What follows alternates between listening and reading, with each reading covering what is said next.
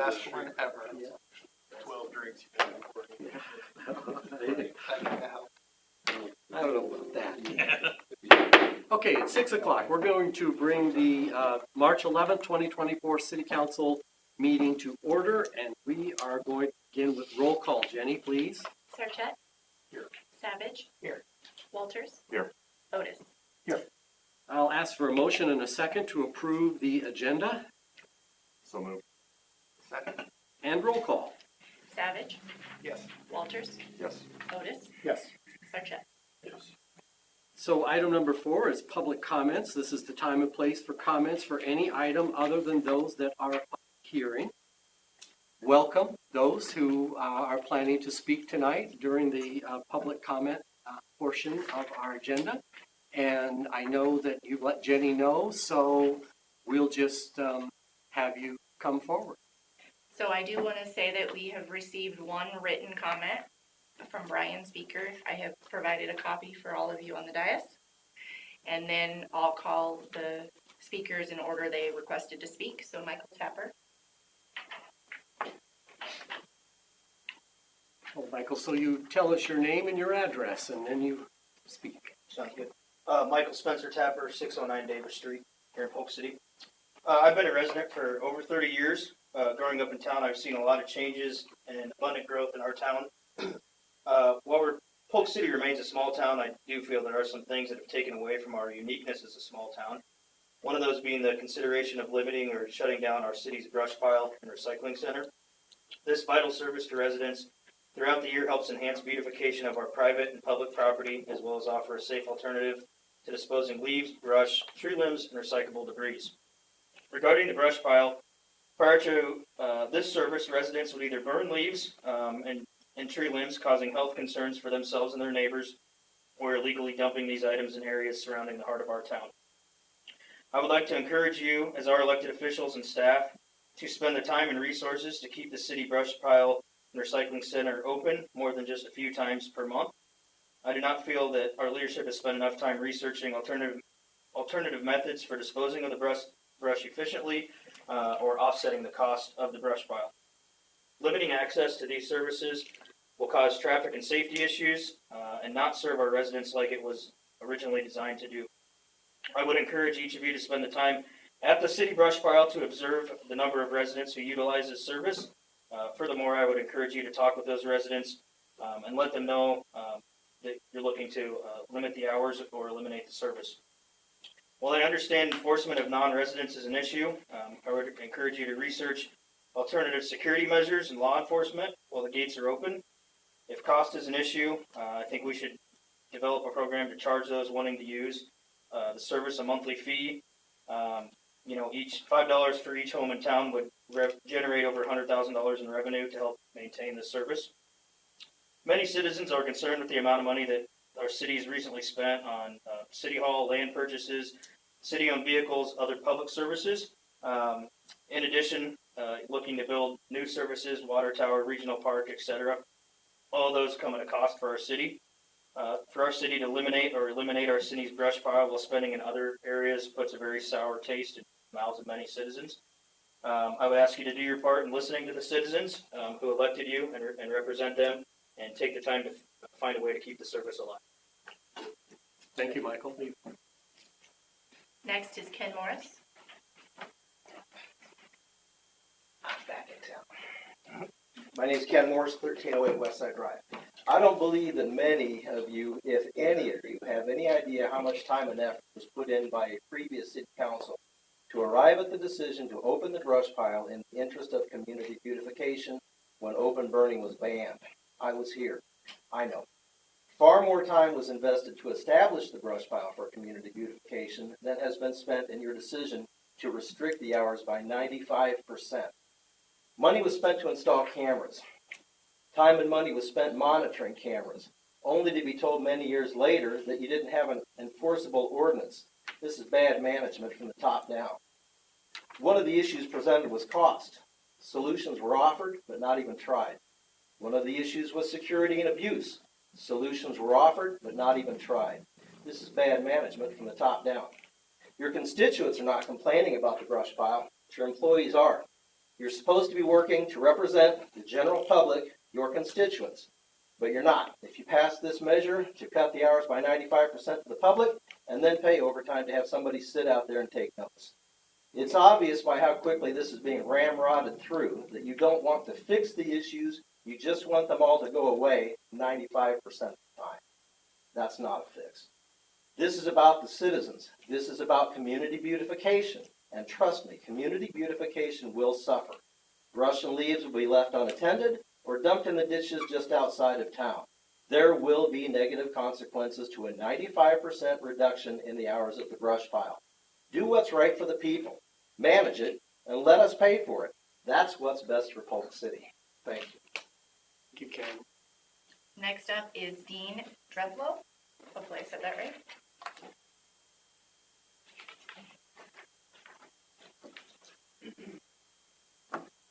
Welcome, Dean. Thank you. My name is Dean Dreflo. I am a And your Right. residence. Yeah. Your address. 304 Juliana Court, Polk City. Not as long time a resident, only 17 years here. We have a large wooded lot. We came here tonight because we have serious concerns about the limit of the hours and availability of brush pile. We use this on a regular basis. Every time, a lot in the spring and fall, every time we have a major storm, we patronize this, we supply the brush, we come and get mulch, and we try and keep our property looking good as opposed to letting it pile up. I have a concern if you're going to limit it, especially from what I've learned tonight, of a major limitation to the availability of being able to not only drop off but access the mulch. It seems to be counter to what we advertise. The signs say of us being a tree city, and that we are trying to keep a nice, small town, yet vibrant feel to our area. Thank you. Thank you, Dean. I think that was everybody, wasn't it? Okay, thank you very much. We'll move on to item number 5 then, which is consent items, and I'll ask for a motion and a second, please. So moved. Second. And a roll call. Savage, Yes. Walters, Yes. Otis, Yes. Sarchet. Yes. Item number 6 then, business items. Item A, Parker Townhomes 2. Travis, it looks like you're going to present.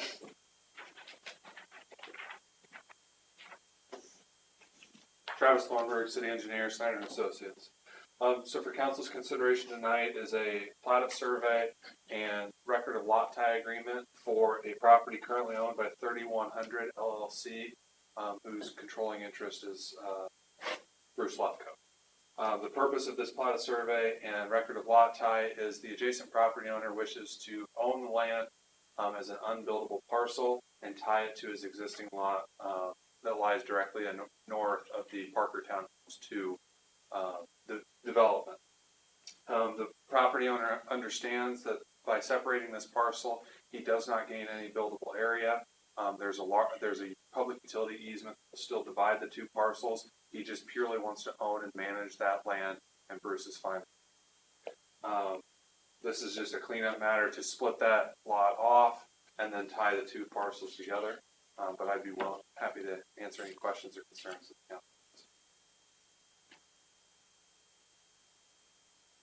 Thank you. So we will move on to item number 1 under A, which is Resolution 2024-28, approving transfer of property to 3100 LLC. That's for a motion and a second, please. Second. And any further council discussion? Hearing none, we'll ask for roll call. Walters, Yes. Otis, Yes. Sarchet. Yes. Savage. Yes. We'll move on then to A2, Resolution 2024-29, approving Parker Townhomes 2 plat of survey, record of lot tie agreement. We'll ask for a motion and a second, please. So moved. And any council discussion? Roll call. Otis, Yes. Sarchet, Yes. Savage, Yes. Walters. Yes.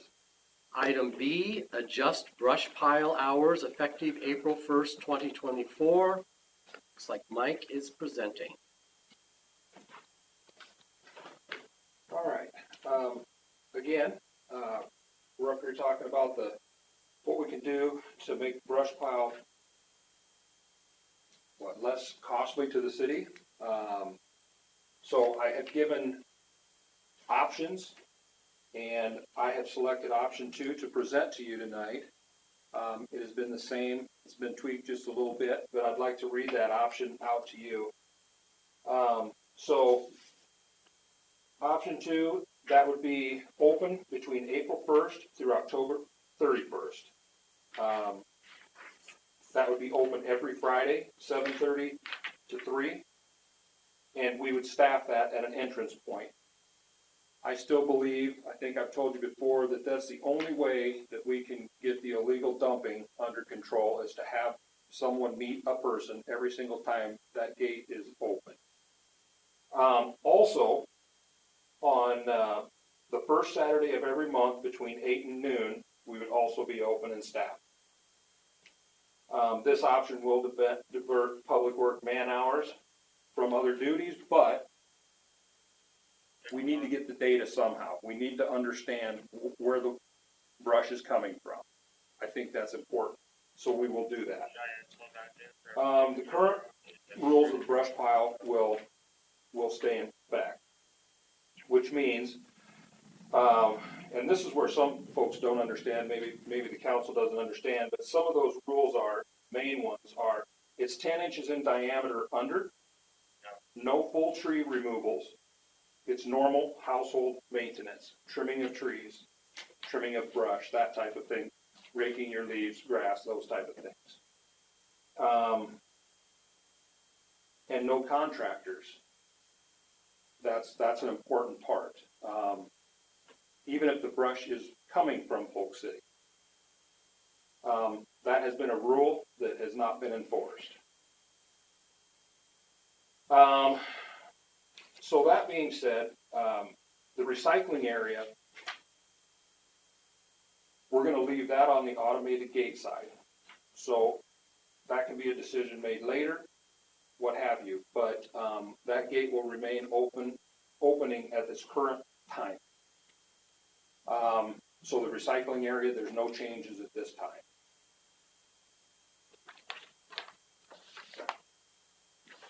That with this option, we will definitely have to put a fence down the middle with another gate. We would plan on bringing people through that area. They're used to coming through that area with brush now. We would just put a fence right down almost the middle. We would open that gate when needed. We would adjust cameras to those locations that might be suspect, where somebody would try to drop brush off after hours when they're not supposed to. We would adjust those cameras to do that. We are still continuing in talks with Metro Waste Authority to see if they will help pay for the fence to divide the two areas. We haven't got a commitment, but we all understand they have a process to go through. With this option, it gives us the data we need. Everybody will have to come through an entrance point. We will talk to them, and I think after the October 31st closing, we will have a report back to you. We plan on reporting every month to see how it's going.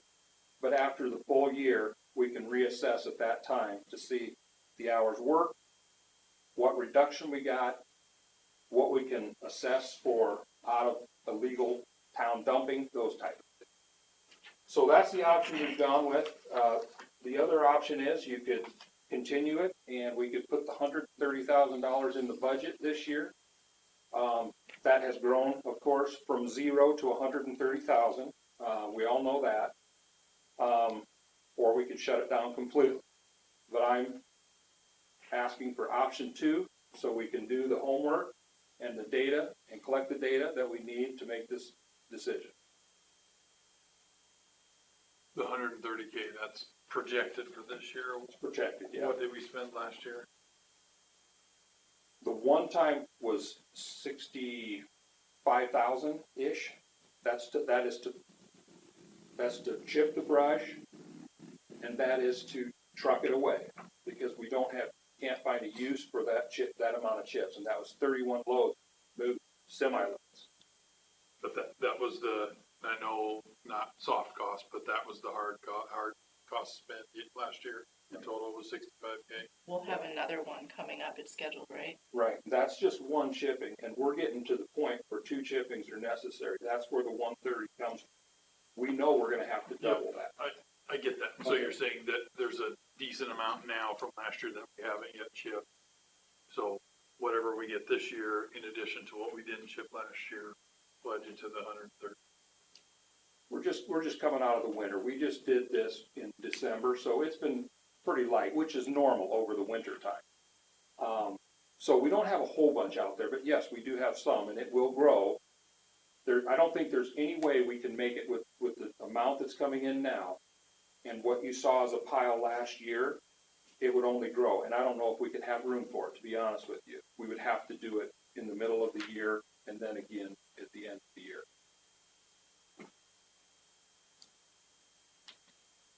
Okay. And just real quick, Mike, so I'm relatively young when it comes to longevity in the city. I've only been here 10 years. So listening to Mr. Morris and others talk about the brush pile, how it came to be, I'm interested in understanding the intended use. I know we have, I learned of it by going out there and what was meant to go out there by what's on the sign. I know you talked about in your memo here what the intended use was, what's acceptable use for it.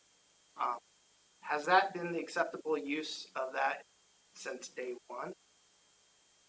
No, I'm not gonna say day one, because we had lot clearing that we had to take care of with developers. They were bringing full trees out, and we had to get that stopped immediately.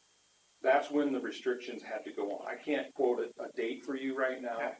but we were having that problem almost immediately with land clearing, and not just developers, but people that would buy a nice wooded lot, then they would build a house on it, and then they would clear the trees. Those would start coming into place. And if they did it under the intent of a homeowner, then it was being allowed.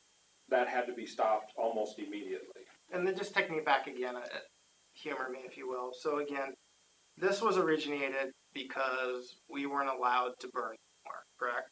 So I know the city council and staff and a lot of residents got together to get this, but again, the intended use was small brush, yard clippings, things like that. And it was never meant for people outside of our town to come in. It was never meant for just general debris, correct? Correct. I mean, we've seen general debris just recently. We had someone drop off deck boards, right? Yes. Thinking that was acceptable, Right. even though it completely states that that's not acceptable. Right. And we spent a lot of man hours trying to get that cleaned up. So the intended use has always been that it's just small brush and stuff like that. Do you feel that we've done a good job socializing that, communicating that to our public, or is it more of a word of mouth type thing? No, could it do better? Absolutely. I think another push out with this is probably appropriate, which it would be, right? I can't tell you what was written up in the past. I can't tell you that. You know, to push that out at that point in time, I don't know. Okay. Thank you. Do we have any sort of cost estimates on what the new fence, new gate is going to cost? Yes, I'm going to have a chance. $10,000. $10,000 for, and is this a manual gate on there now? Are we talking about putting in a manual gate? Correct. Okay. Permanent fencing too? Is that? Yes. But we're looking to MWA to offset that cost. We are still working with them. They have grant funding available. so we would have to apply. Okay. But they did share that information with us when we had a meeting with them, probably about a month ago. So I know, Steve, you want a motion, so then we can get to the part where we're supposed to talk about this, but as it's listed, I'm a no unless we can add something well inside of a year to revisit this. So I don't know if that requires an amendment to what we've got here to only make it a certain amount of time. And the reason that I say that is We will bring back the data and we'll present to the council for an option report. Is that what you're right, looking and for? I so October 31st is too. I mean that encompasses both spring and fall season. I want to revisit this. Is what I'm wanting, but I wanted to bring. I don't know if that's. I'm not trying to lead anybody else. I'm just telling you where I'm. And the reason for that is I get the point that a reduction of 95%, and I'm taking that at face value, but roughly it's a big reduction, whatever it is. After 2 work sessions and a total of about a month after this has been the way it is for a long time, is sudden. And fully acknowledge as someone who's been on the council for almost that entire time. I wasn't on when it came on, but I'm as culpable as anybody to the point of mismanagement on the enforcement piece. And I take that. I don't think that there's much argument. Not having an ordinance and then not enforcing what was stated is I think is characterized as bad management, and that's true. So where I am in favor of a drastic reduction is I think that we need to change behavior for people in town and surrounding town. There's no way that a neighborhood in Johnston is watching this meeting to know that it's going to change. That's going to show up when they try to drop stuff off here. And I'm not going to, right. But I do think that's what we need to do, both for out-of-town residents and in-town and out-of-town contractors. It didn't take, we started talking about this 2 weeks ago, a month ago, whatever it was, and had a pretty egregious example like that. So that tells me that there's proof of concept that we've got a decent amount of views. So for a temporary reduction to adjust the behavior, I am in favor of reducing the hours. But I know most people, when it's like raising prices. You say maybe you're going to revisit it, but the price never comes down. I want to have a hard commitment that this isn't a permanent change masquerading as a temporary. So you want to sunset this in a few months unless we vote it right back? Something along those lines, but if that's not where other people are at. If I may real quick, can someone remind me of when the brush pile started roughly? Anybody know? I could say it was Ballpark. 07, can we know? I'm not sure. I mean ballpark, 2008. I think you're right. I was on the fire department when the burning ban kicked in, so. I guess my point was to Rob to just somewhat counter a roughly 6-month change in it, and relatively in the lifespan of something from 2008. This is small, right? I don't think we're not making a recommendation to close this. I think we're doing a recommendation to be able to have intelligent data to make a decision to understand those people that are abusing it, and from there we'll figure out what the path forward is. I understand you said you'd like to see this sooner than October 31st. However, like I said, I would beg to argue that, again, that's roughly where we at? March, so 7 months in the relative of how many years? 16 years is kind of a short duration of impact. So you're comparing. So we've had it, right, for 16 years.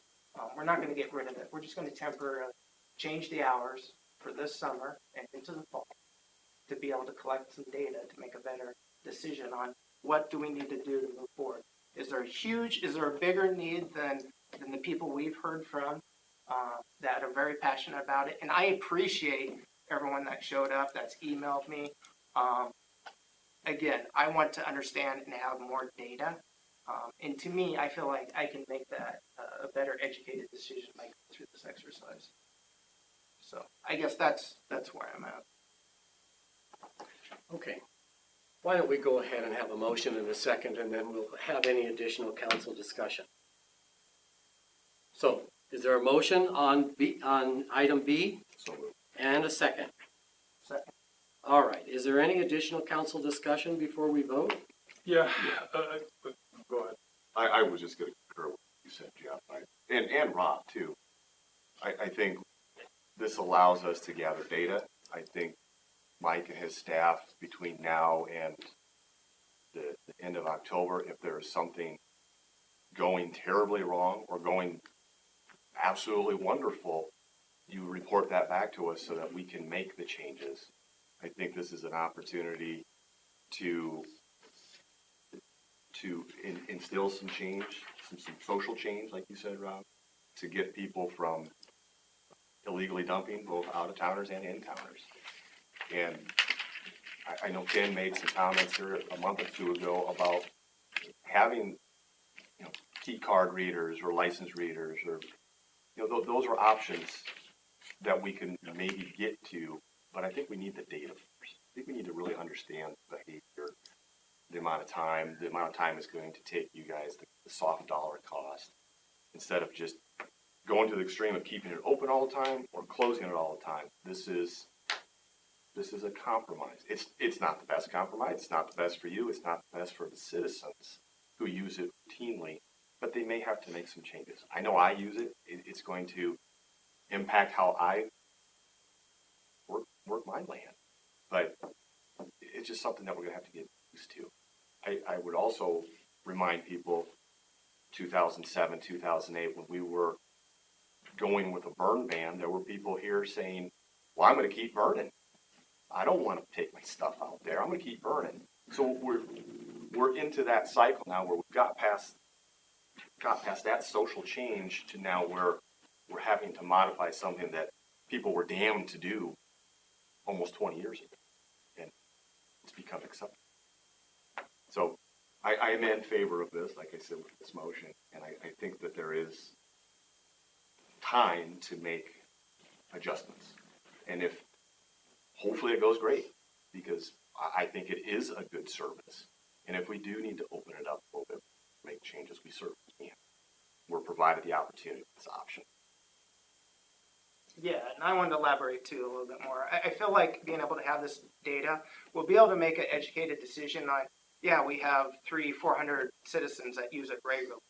Maybe we should go ahead and make the investment in electric gate or something like that. But then we'll know what type of usage we're getting.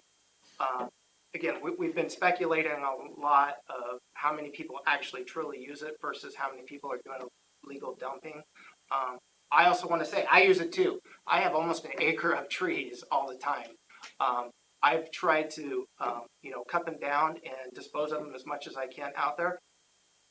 I lived in Altoona forever, and I paid for an MWA dump cart. And if it didn't fit in there, I had to drive out to Pleasant Hill, out to their waste disposal. So to me, I understand the benefit. It is a benefit to the community.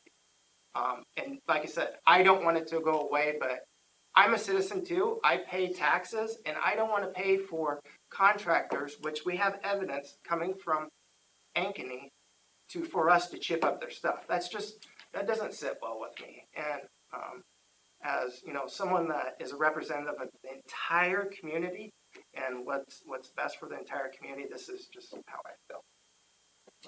Yeah, so I think our data is going to be skewed. I understand we've only got the man hours to staff it when we've got the man hours to staff it. The data we're going to get back, I think, is going to show us an underutilization, and that's going to be unfortunate. I do think that getting the behavior changed is going to be a big benefit of actually clamping down this hard and having somebody take a look at those loads and say, nope, that giant trunk can't go in there because we can't ship it. we'd have to do something else with it. So I'm more interested in having this as a temporary fix, temporary being very key on there, to get that behavior changed. I do think we need to do better education, better signage. I haven't been able to find anywhere online about the no full tree removals. I mean, it makes perfect sense when you actually think about it, but no full tree removals. It's kind of hard to find where the 10-inch diameter rule is. And I know I saw somewhere online the 20-foot limb or whatever it is. So I do think we need to do more education for our residents about what is acceptable out there. And I think clamping down for a bit is a good way to do that. I very much want to see this open back up to the public long term. Again, ideally it would be some sort of automatic fee. That's what I want to see for our community. I want the people to be able to get in there and do this. But for right now, yeah, we got to get people to stop doing the illegal things. And if this is the best way to do it, I think we got to do it for a little bit. But I do like the idea of coming back to this sooner than October and having a chat about how it's going and continue change. So a few things. To much of what Evan said about the data points, I largely agree. I just don't think it's going to take 8 or 9 months to figure that out. I think we could get that hammered out here pretty quickly with a spring season, and committing to a spring and fall hour change in the drastic reduction that we have is early. I'm even more concerned if we're going to spend $10,000 to make that happen up front, because then in your scenario, when we back it out, what do we do with the fence? We're not going to get that money back. So and that was the larger driving force for me, was the cost, which again, projected cost, and I appreciate that. I don't say projected in the pejorative sense. I'm glad that you're bringing it to us as a projected cost rather than saying, well, went up 130K, now we got to make a decision, we spent way more. So we're tackling this at the appropriate time, just a little bit too expedited for my taste in order to be able to judge some of those changes. There's so many factors in play here to know. Talking about data, well, is the behavior changing because we changed the ordinance? Is the behavior changing because we're enforcing it? Is the behavior changing because we're communicating it? We're not going to know that because we're acting pretty quickly here. So I do think that, I suspect that there's a lot in there, and I don't want anyone that lives here, pays taxes here, to pay for a contractor to recycle things, or pay for somebody from Johnson. It's usually me, rather than that sense, I guess. But whoever that doesn't live here to pay for those things. And I have to believe that that's happening just with the amount of time that we've already identified. So the other thing that, just to let people know, it seems like there's an appetite for MWA, and I'm the MWA representative. They sell compost, so there's a potentially viable commodity option here with the things that are left there, if they're left as we expect them to be, and they're not deck boards or fencing, whatever, that can be turned into something that they sell. So the permanent solution to me is working with them, but we have to first demonstrate that we're giving them quality stuff for them to be able to chip up a couple times, bag, or have people come and get, because the facility now, and I use this, and I think the SQR project used this as well, is on the southeast side of the metro. So it would make sense to me to have a northwest option for people.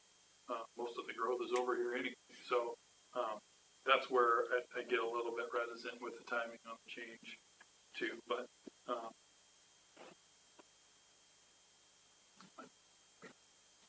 So we have a motion and a second before us, and we have had some discussion of a different time period. You can always bring it back. I mean, you're just setting the outside date for a point in time Can I- now, but if you give direction to Mike to tell you June 1 that you want an update, and then you can make decisions, you can always change your mind at that point in time, once you have more data. So I could change my motion to direct him to please come back at whatever date we decide, and then that way it's on Make the- that part of your motion. Right, right. I mean, is there a preferred date that we might come back to?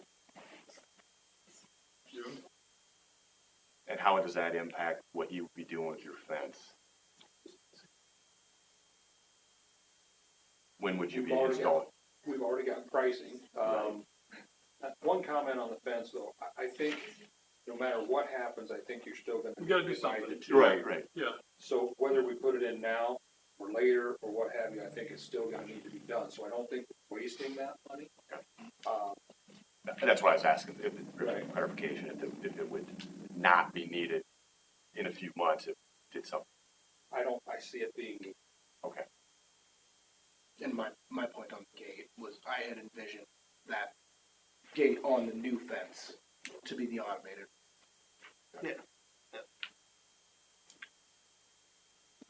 So, Or maybe we don't need a specific date. I mean, we're comfortable with in a couple months, you come back to the report. Right. That midsummer timeframe. and you can always bring it back up, right? You can always bring it back up if you want to amend your motion to give a date specific on when Mike has to bring back a report. Right. I just want to make sure we're all comfortable, with a favorable vote. And so that we don't burden you and have to come back here so many times to figure this out. Yeah. So Last meeting in May, first meeting in June. Well, that doesn't really give him much, then you're only talking April and May. April, May. I mean, you should, because my concern is you're not giving enough seasons here. If you just come back in 3 months, I mean, you don't have the summer season to collect data. You don't have the fall season to collect data. If you go April to the end of October, you've got the entire gamut there, the entire season. And that's how your motion will still read. It's just a matter of Mike giving a report back. Right. Not He's gonna give a report report every change. He's gonna give a report every month. Oh, okay. So the motion that I have is that the hours get adjusted April 1st. Mike will give the council a report every month with a final report October 31st, summarizing all of those months together. But to Amy's point, at any point in time, if in June you say, oh, I don't like what this says, we want to discuss it on a future agenda, then we would add it to a future agenda. So if we decide to scratch the whole Right. go back, okay. This doesn't constrain you to any sunsets or any requirements of it staying permanent or anything like that. It's just what you're setting as of now, I get that. So why do we have October 31st in there as it is? because that's when the season ends. So the final report takes all of the individual month reports and brings it back to you to say, okay, this is what those 8 months equaled. are you saying you want the season extended out? No, my assumption is that you're gonna get people in the summer, but it's mostly spring. Spring should be enough. I use it more than fall, personally. As an indicator, I have no idea spring. I would expect fall. Yeah.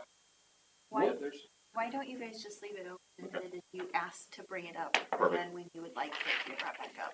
I'm You're not gonna see a report every month, you can say, hey, I'm ready to talk about this in a couple of months. I won't amend my motion. Okay, so, item B, adjust brush pile hours effective April 1st, 2024. We have a motion and a second, and we'll ask for roll call, please. Savage? Yes. Walters? Yes. Otis? Yes. Sarchet? All right, moving on then to item C. Thank you, Mike, for all of your input on this. Moving on to item C, Downtown Revitalization Incentive Support Program. That you, Chelsea? Yes. Provide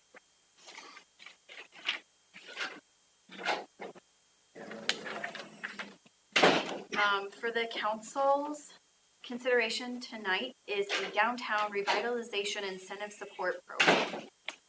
So the city council's been interested in offering a program like this for the past year. We've been having these conversations. The main intent of this program is to have some improvements made to the town square buildings and for the city to kick in some financial incentives to collaborate with business owners that own buildings on the town square. So in October of 2023, the council amended the city's urban renewal plan to offer this program, and the program is in front of you tonight for consideration. The way I have written the policy is the incentive would be offered as a forgivable loan and will require a 1-to-1 cash match by the building owner, up to $50,000 cash match from the city. The loan would be secured through a mortgage and forgivable after 24 months of project completion. Businesses must be located in the town square district to participate. Applications would be available at City Hall or on our city website once the program is approved. Funding would be available after July 1st and is included in the city's fiscal year 2025 proposed budget. The document refers to a committee that will review applications on a first-come, first-served basis. The mayor would appoint that committee to review the applications and then make recommendations to the city council. The city council would have all final determination on participants of the program. Any questions? All right, let's have a motion and a second then, and then if we have additional council discussion, we can have it then. So a motion to approve, please, item C. And a second? Any council discussion? Yeah, so we're approving the policy. And sorry if you said this, I was reading a piece. I can't listen and read at the same time. Who approves the actual application? The city council would approve funding for every project. We would have like a review committee set up, kind of making recommendations. Yeah. Right below the piece. Probably said it. Sorry. Anything else? Does it give owners the opportunity to go after more than one grant, get through the first match grant? Yeah, there is no requirement. There is no requirement that would prohibit anybody from applying, but the maximum amount of funding the city has available in a given year is $50,000. And I would say, you know, there could be some flexibility there after year one. Year one, we're only going to have that amount of money. If we don't have enough applicants the first year, or we don't spend that full money, maybe you all want to revisit that and make changes because someone comes in year two and wants to do a bigger project. I think I've left that available so that you could make changes at any time. But yes, there's nothing that would prohibit someone from requesting funding a second year or third year in a row. Okay, if nothing else, we've had a motion and a second, and we will have roll call, please. Otis, Yes. Sarchet, Yes. Savage, Yes. Walters. Yes. Moving on to item D then, second reading of ordinance 2024-100, approving rezoning 516 North 3rd Street from GS1 to R1. Anything from you, Travis? We've heard this before, I guess. So I'll ask for a motion and a second, and a roll call. Savage, Yes. Walters, Yes. Otis, Yes. Sarchet. Yes. This one's a long one. Item E, second reading of ordinance 2024-200, approving rezoning portions of 5 lots along Hillcrest Drive, 405, 409, 413, 417, and 421, and 1 lot at 1201 West Washington from GF1 to R1. A motion and a second, please. Any further discussion?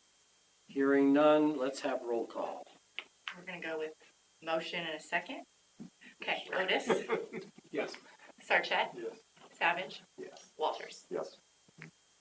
Moving on to item F, second reading of ordinance 2024-300, approving rezoning 106 South 3rd Street from C1 to CTS. We'll have a motion and a second. Any additional discussion? Hearing none, we'll have roll call. Sarchet? Savage? Yes. Walters? Yes. Otis? Yes. Item G, second reading of ordinance 2024-400, approving rezoning city parking lot from C1 to GF1. Motion and a second. Second. Any discussion? Hearing none. Roll call, please. Jenny? Savage? Yes. Walters? Yes. Otis? Yes. Sarchet? Item H, second reading of ordinance 2024-500, approving rezoning 1500 and 1600 West Broadway from C2 to GF1. A motion and a second, please. So moved. Any discussion? Roll call. Sarchet? Yes. Savage? Yes. Walters? Yes. Otis? Yes. Item I, Snyder and Associates January 2024 engineering services invoice in the amount of $43,987 and no cents. A motion and a second, please. Second. Any discussion? Roll call. Otis? Yes. Sarchet? Yes. Savage? Yes. Walters? Abstain. All right, we will go to item number 7 then, and we'll begin with staff reports. Any staff reports? City manager, I have nothing, thank you. council members. I did have one new item to bring up. So, I've been bugging Chelsea for a while on our sign ordinance, and she asked me to stop that, in a nice way, and bring it up here. So, what I'd like to see if there's any appetite for anyone else to revisit our sign ordinance. And Stacy here, and I think we've got the Legion representative. My primary concern is that when we change that, and again, I'm here, it was 7-8 years ago. One of the things that I did not realize was the impact to not-for-profit organizations. So Legion, the churches, the Historical Society, it requires them to get a permit and pay a fee, and I just feel like that should be easier to do. So I want to address that, maybe talk about some other things, because I could be missing some business-related items or other impacts that could stand adjustment. And one of my conversations, the update didn't go as I remember it, which I don't remember it correctly, but I do want to fix that specific issue and talk to it. And I think Mike, we're involved when we had a lot out there. And so the fix was appropriate, and again, don't want to unwind any of the, I'll use an example, but you see those in different places in the right of way, particularly. So I think what I was supposed to do was bring this up and see if there was a head nod to bring this back, whether it's a work session or a meeting. Probably be a work session, because again, I don't want to be prescriptive in changes, but again, for me, it's targeting both the permit process, the cost associated, and some of those places they can only have 1 or 2 a year, and just like to open that up, make it a little bit more friendly to those organizations that aren't putting out signs to raise money for their coffers, but for other purposes. I'm happy to sit down and reevaluate this. Yeah, I remember talking about it. I think by and large it accomplished what it was supposed to do, but yeah, there's always a little bit of fault. Yeah. Okay. So we'll put it on a work session agenda Yes. at a future date then. Anything else from the council? I don't have anything to add either. So at this time, looks like item number 8 is a closed session. So I'll ask for a motion and a second to go into closed session. So moved. Second. And then a roll call on that. Otis? Yes. Sarchet? Yes. Savage? Yes. Walters? Yes. Okay. So council is going to go into closed session at this